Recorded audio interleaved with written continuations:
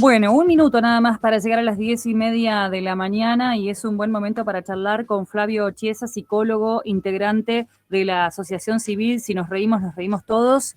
Hola Flavio, ¿cómo estás? Carito Murisi te saluda por aquí, desde En Sintonía con Vos. Bienvenido. Flavio, ¿me escuchás? Me parece que hemos perdido la comunicación. O quizás no lo estamos escuchando a él.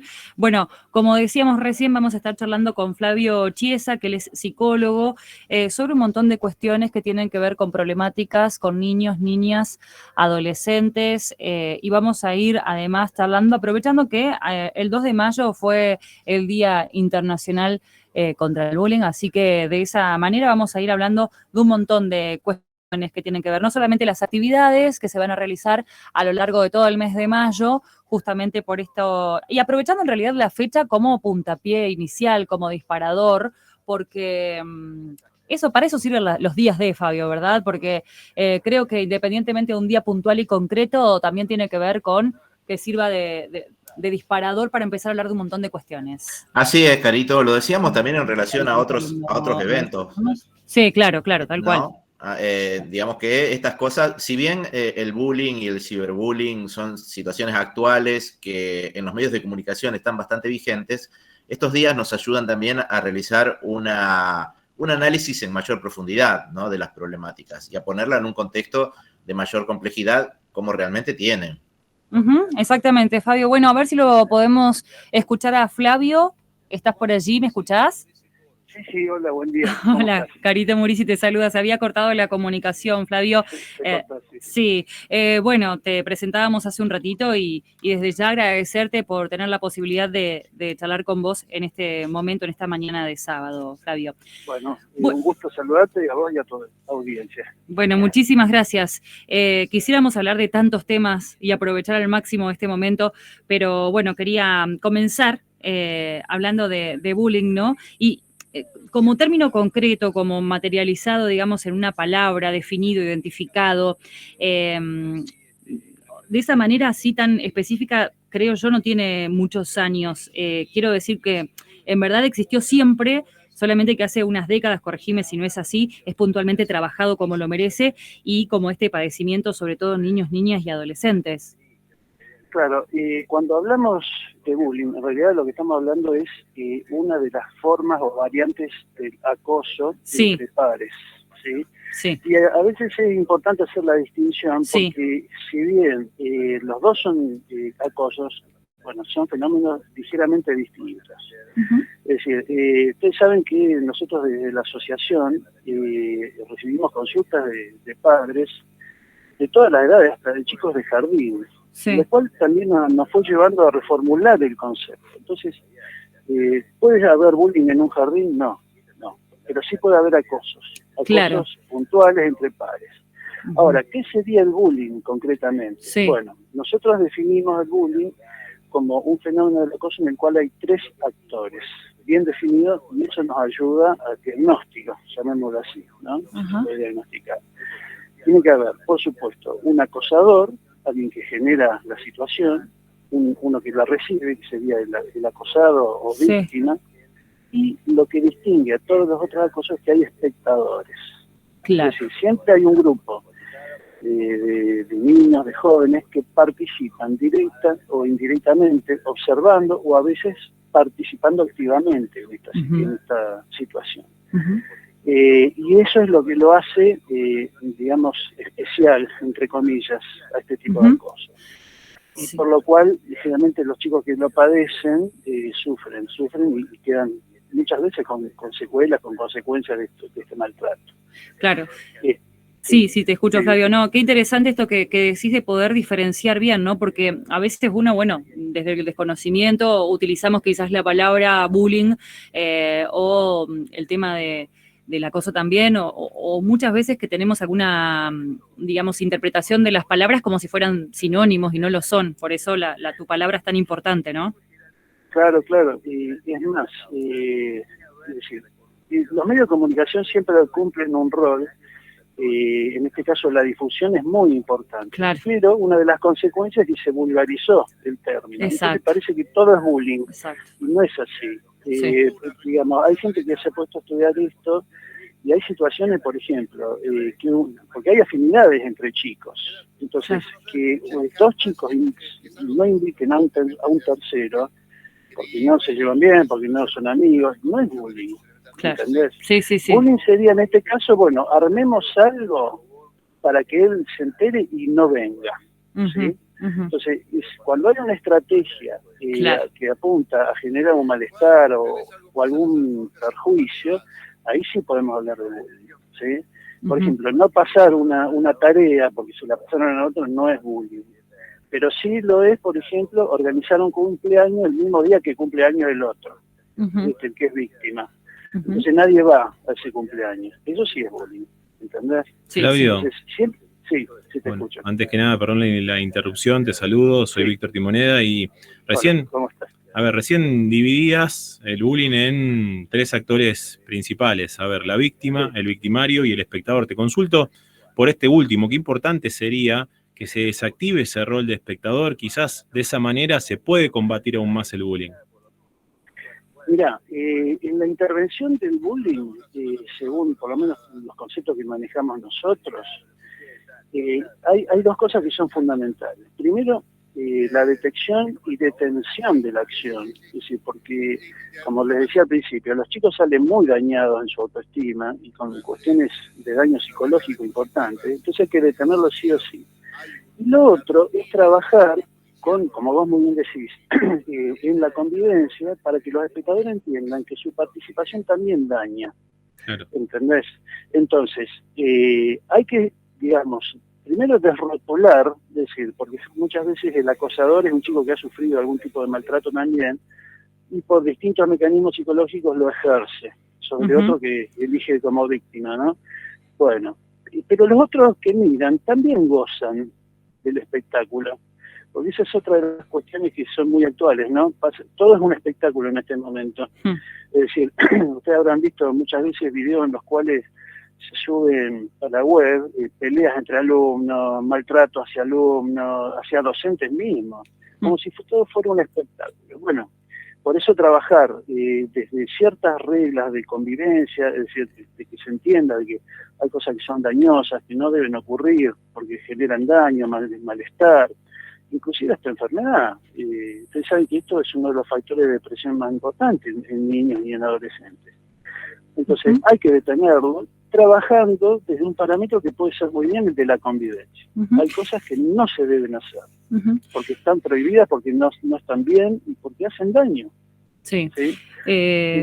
Sí, te escucho, para que cierres la idea, Flavio. Sí. Sí, es decir, ya les digo, hay distintos paradigmas de abordaje de esto. Por ejemplo, hay distintos protocolos. El Ministerio de Educación, por ejemplo, tiene uno, que cuando la escuela avisa que hay una situación de estas, bueno, se interviene, le dan directivas. Nosotros de la asociación también hemos pensado alguna forma de intervención, pero lo concreto es que los adultos tienen que hacerse cargo de la situación, porque esto no es algo que los chicos por sí mismos resuelvan. Claro. Es decir, por eso decimos que el bullying es, digamos, la exacerbación del individualismo, por decirlo de alguna forma. Sí. Es decir, cuando alguien decide dañar a otro por puro goce, por disfrute.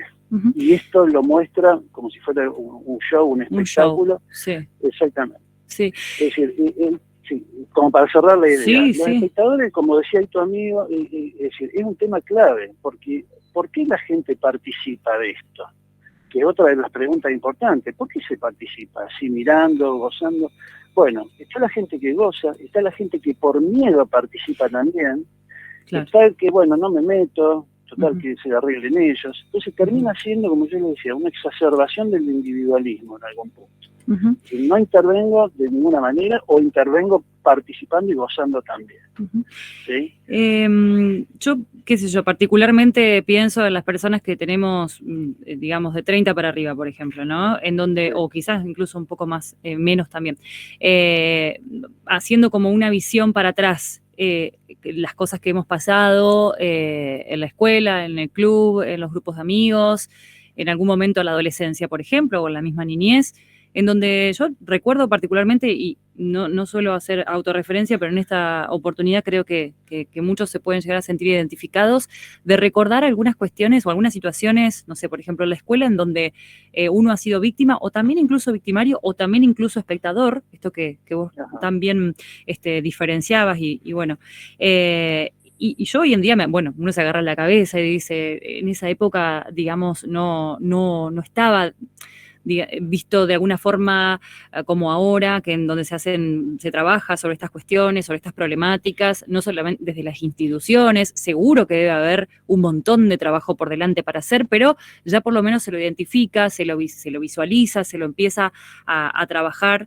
Esto sucede así porque hemos, creo, todos sido en algún momento algunos de los tres roles, o los tres, para poder formar parte de un grupo por una cuestión de aceptación, por la sensación o la necesidad de sentir que somos parte, o el sentido de pertenencia, que hemos hecho o dicho o mirado mal o hecho cosas que uno después dice, no, ¿por qué? O sea, una locura. Claro, bueno, vos lo que estás relatando muy bien desde tu experiencia personal es decir, bueno, yo a la distancia hago una reflexión de mi conducta y me arrepiento. Sí, y siento culpa, pero eso después te lo consulto en el consultorio. Claro, no, pero es que no, pero está bien, porque es coherente, fíjate, con lo que charlábamos al principio. Ustedes saben que el Día del Bullying, que es el 2 de mayo, se festeja, no sé si lo han mencionado, pues yo recién me engancho en tu programa. Sí.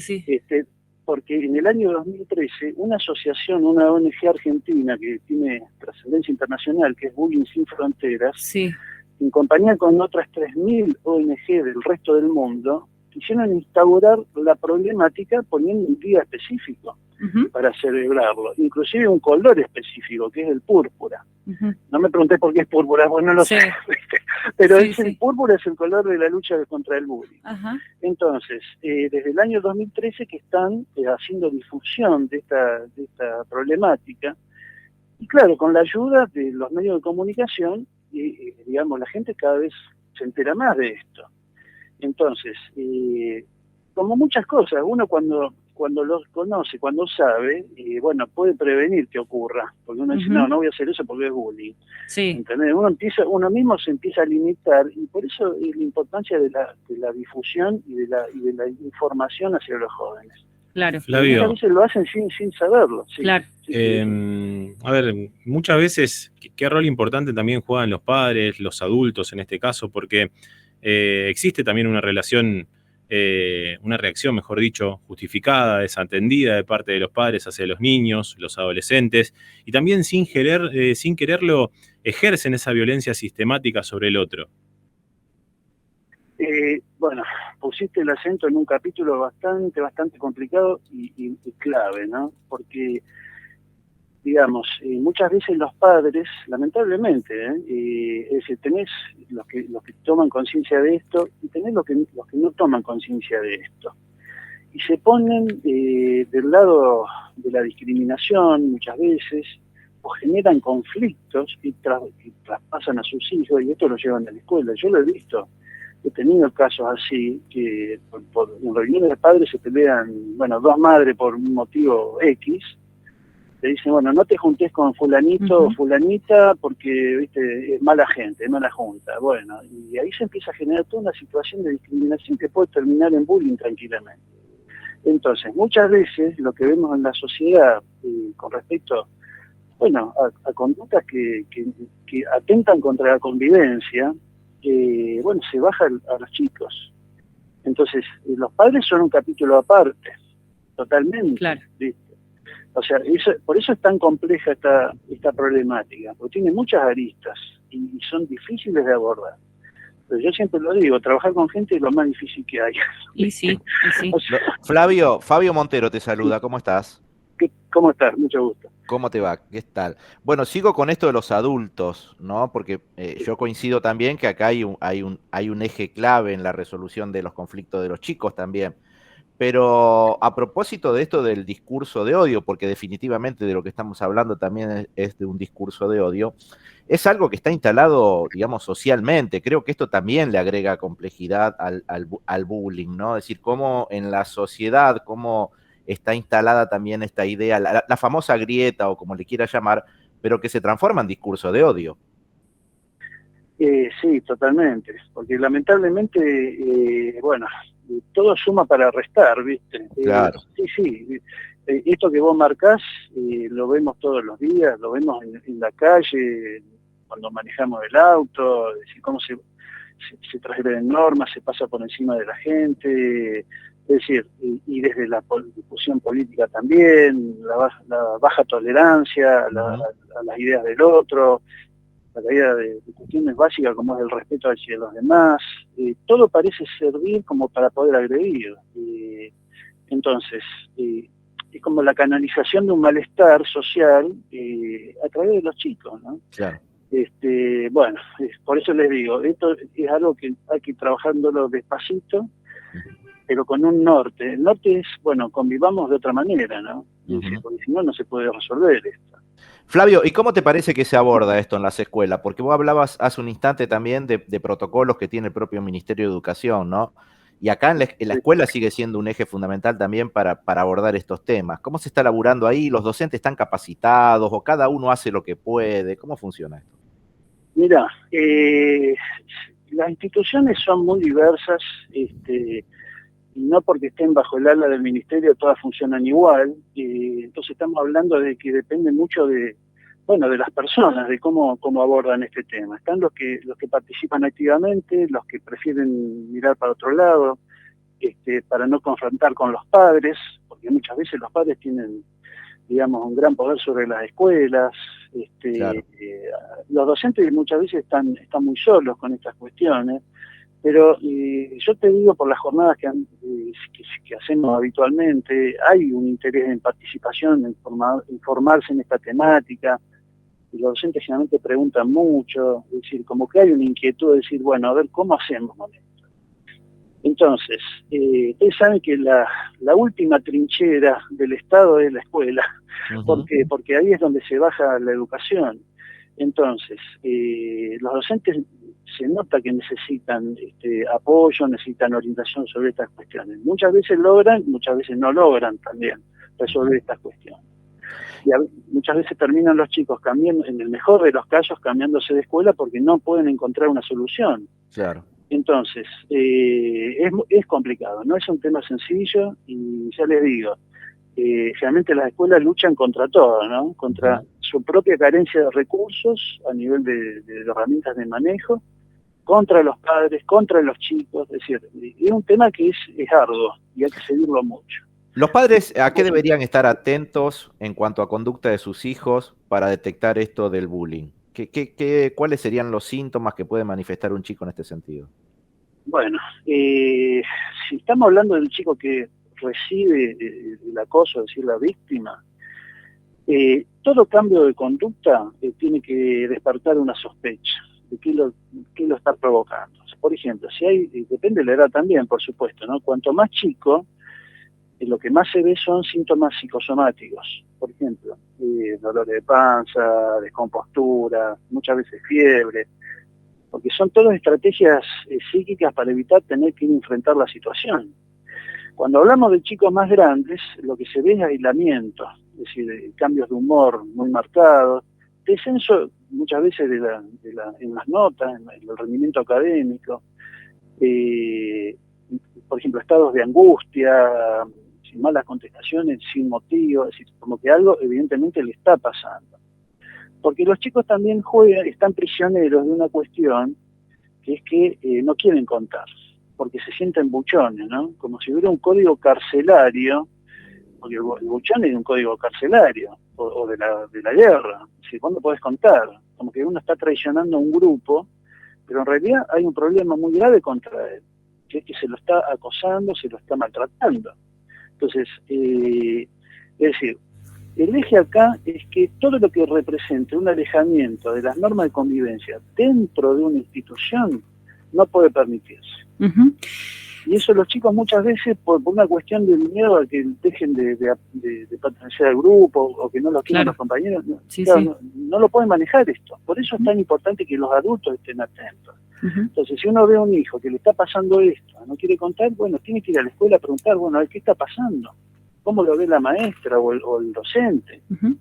Flavio, primero preguntarte cómo puede hacer la gente para comunicarse con ustedes, la web, redes sociales. Bueno, pueden entrar estamos en Facebook, en Instagram, sí. pueden, digamos, entrar en nuestra página, sí. Ahí hay varios links donde, bueno, también hay teléfonos de contacto. Perfecto. Es decir, la idea siempre es entrar con consultas o con inquietudes a través de la web. Uh-huh. ¿Cómo? Si nos reímos todos con X, ¿verdad? Exactamente. Bien. Exactamente. Uh-huh. Y buscamos la X para que sea un genérico. Sí, ¿no? por supuesto. A mucha gente no le gusta, sí, pero viste, sí, por supuesto que mucha gente no le gustó. Flavio. Lo que pasa es que si la X va a ser un problema, la E va a ser un problema, claro. la arroba y la arroba va a ser un problema, así que bueno. Exactamente. Para completar la información, nos reímos todos con X, obviamente en el todos, .com. Esa es la página web. Perfecto, entonces. Flavio, te agradecemos muchísimo. Sinceramente es un tema muy interesante que nos encantaría estar horas aprovechando este diálogo con vos. Bueno, pero ya estamos a 10 minutos de cerrar el programa, así que te queremos agradecer muchísimo por este contacto. Bueno, gracias y cuando quieran nos comunicamos de nuevo. Muy amable. Saludos. Buen fin de semana. Chau, hasta luego. Gracias. Flavio Chiesa, psicólogo, integrante de la Asociación Civil. Charlábamos con él, la asociación Si nos reímos todos.